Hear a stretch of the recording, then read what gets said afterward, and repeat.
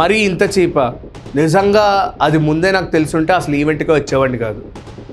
నిజంగా ఆ పాట విన్న తర్వాత నేను ఈవెంట్ నుంచి బయటికి వెళ్ళిపోవాలనుకున్నాను అన్న మాటలు జేడి చక్రవర్తి గారి దగ్గర నుంచి వింటుంటే మనకి నిజంగా చాలా దారుణంగా అనిపిస్తుంది ప్రజెంట్ ఉన్న సిచ్యువేషన్.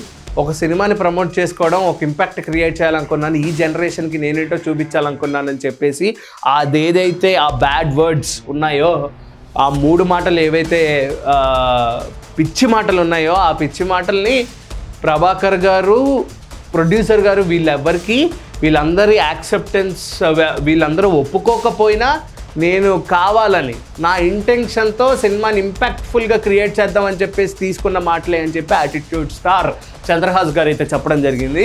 బట్ జేడి చక్రవర్తి గారు ఉన్న పాయింట్ ఏంటంటే, నిజంగా నేను ఆ మాట విన్న తర్వాత లేచి వెళ్ళిపోవాలనుకున్నాను. సినిమాని ప్రమోట్ చేసుకోవాలంటే అంత అలాంటి మాటలు మాట్లాడాల్సిన అవసరం లేదు. సినిమాని ఇంకా పక్కన వాళ్ళు ఎడ్యుకేట్ చేసేలాగా ఇంకా వెల్దీ ప్రమోషన్స్ వేసుకోవచ్చు. లైక్ ఆమీర్ ఖాన్ గారు ఈ 3 Idiots సినిమా అప్పుడు సౌరవ్ గంగూలీ గారి ఇంటి దగ్గర బిచ్చగాడిగా 1 month తిరిగారంట. దానికి ఆయన కంప్లైంట్ ఇస్తే తెలిసింది ఏంటంటే ఆ బిచ్చగాడు ఎవరో కాదు, ఆమీర్ ఖాన్. సో ఇలా పక్కన ఫిల్మ్ మేకర్ని, ప్యాషనెట్ ఫిల్మ్ మేకర్స్ని ఎడ్యుకేట్ చేసేలా ఉండాలి, కానీ ఇలా దిగజార్ చేసేలా ఉండకూడదని చెప్పి జేడి చక్రవర్తి గారు ఒక వీడియో అయితే రిలీజ్ చేయడం జరిగింది.